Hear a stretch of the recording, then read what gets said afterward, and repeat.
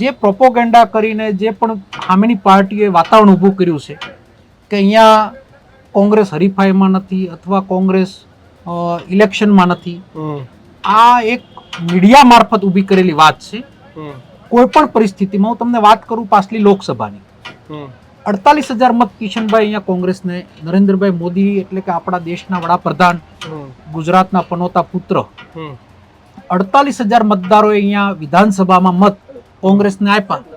જો કોંગ્રેસનો મતદાર કે જનાધાર ન હોય તો મત ક્યાંથી મળે?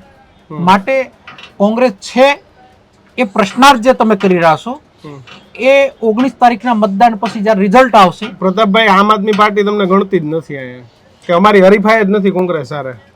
આમ આદમી પાર્ટી ટૂંકા ગાળામાં ઊભી થયેલી પાર્ટી છે, જેનું જુઠ્ઠાણામાંથી ઉત્પન્ન થયેલી આ પાર્ટી છે. જુઠ્ઠાનો વ્યાપ ખૂબ જ સ્પીડમાં વધતો હોય, એ આદિ અનાદિથી હાલતું આવે છે. તમે હસ્તિનાપુરમાં પણ જુઓ તો સત્ય માટે યુધિષ્ઠિર લડતા હોય ને દુર્યોધનને બધા જ લોકો, દુર્જન લોકો દાખલા તરીકે જુઠ્ઠા માટે લડતા હોય તો એનો વ્યાપ વધ્યો હતો.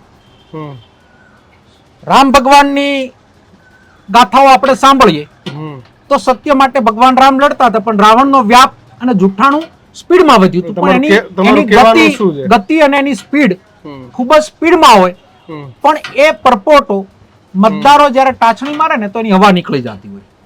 પાછલા ઇલેક્શનોમાં આમ આદમી પાર્ટીએ ખૂબ જ મોટી હવાઓ ઊભી કરી, મત લેવામાં સફળ પણ થયા.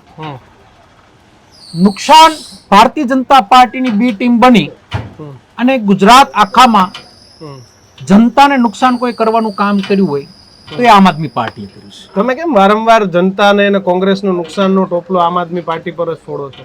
તમે બધા થોડા મતથી રહી ગયા એટલે? થોડા મતથી હું પહેલી વખત થોડો રહ્યો. 2012માં આમ આદમી પાર્ટી ક્યાં હતી? ત્યારે પણ હું 1200-1300 માટે હાર્યો હતો. છતાં પણ અમે રાજકારણ કરતા હતા, લોકો માટે સેવા કરતા હતા. આજે પણ અમે લોકોની વચ્ચે રહીને કામ કરી રહ્યા છીએ. આમ આદમી પાર્ટી ગુજરાતની અંદર 182 સીટ ઉપર ઊભી રહી. વિસાવદરની ઇલેક્શનને તમે મૂકી અને હજી વાર છે, મતદાનને 19 તારીખની વાર છે. તમારી ન્યૂઝ રૂમની ટીમ લઈ અને 181 સીટ ઉપર જાઓ કે આમ આદમી પાર્ટી છે ખરી?